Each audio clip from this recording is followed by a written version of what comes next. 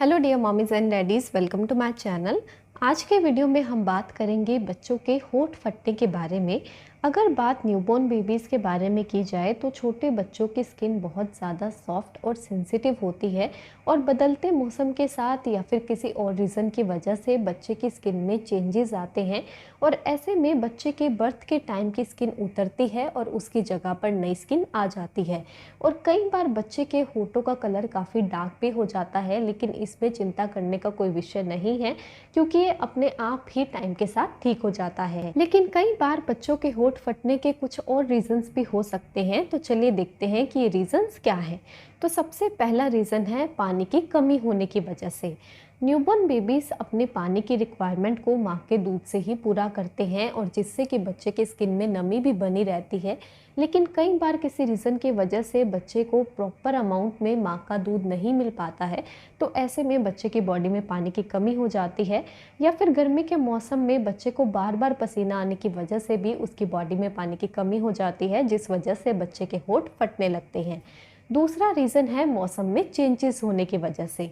जब सर्दियां आती हैं तो सर्दियों में ठंडी और रूखी हवाएं चलती हैं, जिस वजह से बच्चे के होंठ ज़्यादा फटते हैं और स्पेशली न्यूबॉर्न बेबीज़ की स्किन बहुत ही सेंसिटिव होती है, तो वो ठंडी हवाओं का सामना करने के लिए इतना कैपेबल नहीं होती, जिस वजह से उनके होंठ ज़्यादा फटते हैं।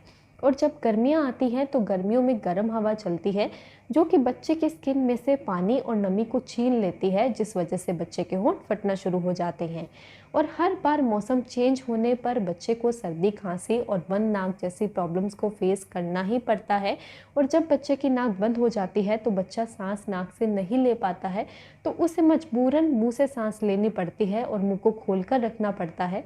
या फिर कई बार बच्चे अपनी आदत की वजह से भी मुंह से ही सांस लेते हैं, तो ऐसे में मुंह से हवा बार बार अंदर बाहर आने जाने की वजह से होठों की नमी सूख जाती है और होंठ फटने लगते हैं।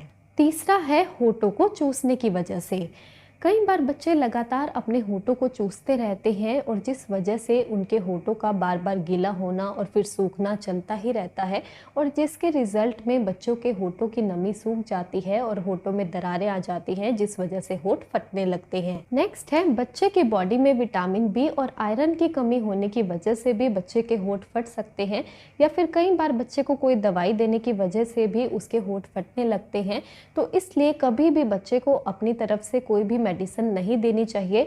और अगर आपको ऐसा लग रहा है कि बच्चे को किसी पर्टिकुलर मेडिसिन से उसके होंठ फट रहे हैं या फिर उसके होंठ सूख रहे हैं, तो आप डॉक्टर से कंसल्ट करके उस मेडिसिन को चेंज भी करवा सकते हैं। नेक्स्ट है एलर्जी की वजह से।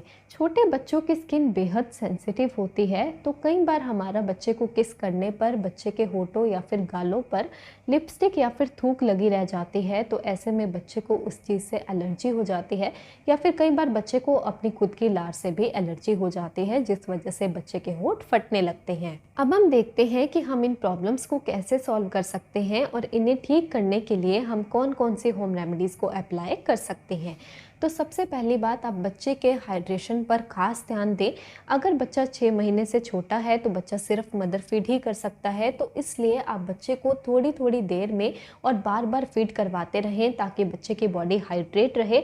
और अगर बच्चा 6 महीने से बड़ा है तो हम बच्चे को सॉलिड फूड इंट्रोड्यूस करवा चुके होते हैं, तो आप बच्चे को नारियल पानी, फ्रूट जूसेस या फिर आप थोड़ी थोड़ी देर में बच्चे को सिंपल पानी भी पिलाते रहें ताकि बच्चे की बॉडी हाइड्रेट रहे।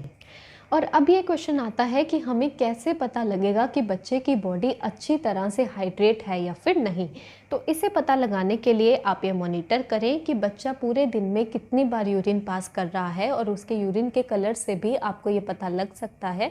जैसे कि अगर बच्चे के यूरिन का कलर डार्क है तो इसका मतलब कि बच्चा डिहाइड्रेटेड है, और अगर यूरिन का कलर लाइट है और बच्चा दिन में 6 से 7 बार सुसु कर रहा है तो इसका मतलब है कि बच्चे की बॉडी अच्छी तरह से हाइड्रेटेड है। दूसरा, आप बच्चे के फेस की साफ सफाई का खास ध्यान रखें। आप बच्चे को हर बार फीड करवाने के बाद या फिर कुछ भी खिलाने पिलाने के बाद एक साफ कॉटन के कपड़े से बच्चे के मुंह को अच्छी तरह से साफ करें ताकि बच्चे के मुंह पर कुछ भी लगा ना रहे और बच्चे को किसी भी तरह की कोई एलर्जी ना हो। तीसरा, अगर बच्चे को जुकाम हो गया है या फिर सर्दी की वजह से बच्चे की नाक बंद है और उसे मुंह से सांस लेना पड़ रहा है, तो ऐसे में आप नेज़ल स्प्रे का भी इस्तेमाल कर सकते हैं, जिससे कि बच्चे की नाक खुल जाएगी और बच्चा आराम से नाक से ही सांस ले पाएगा। फोर्थ है, अगर बच्चे के होंठ फट गए हैं तो दूध पर जो फ्रेश मलाई आती है, आप उसे थोड़ी सी अपने हाथ पर मसल कर वो बच्चे के होठों पर लगा सकते हैं। उससे भी बच्चे के फटे हुए होंठ जल्दी ठीक हो जाते हैं।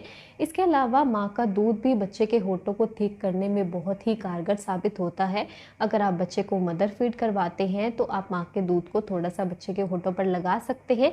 इससे भी बच्चे के होठों को मॉइस्चर मिलता है और बच्चे के होठ ठीक हो जाते हैं। नेक्स्ट है, घर का बना हुआ घी भी आप बच्चे के होठों पर लगा सकते हैं। इससे भी बच्चे के होठों का खोया हुआ मॉइस्चर वापस आता है और बच्चे के फटे हुए होठ ठीक हो जाते हैं।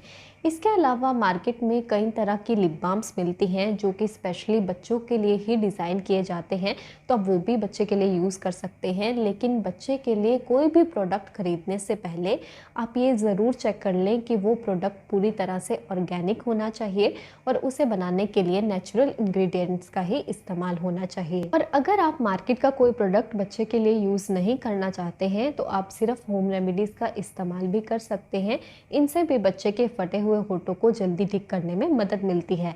बस आप एक बात का ध्यान रखें, इन्हें लगाते हुए आपके हाथ साफ होने चाहिए और इन्हें लगाने के बाद आप बच्चे को घर पर ही रखें, क्योंकि अगर बच्चा बाहर जाता है तो फिर से बच्चे के होठों पर धूल मिट्टी वगैरह चिपक सकती है, तो आप इस बात का ध्यान रखें। तो रात का टाइम या फिर दिन में भी जिस टाइम बच्चा सोता है तो उस टाइम पर यह लगाना बिल्कुल बेस्ट रहता है।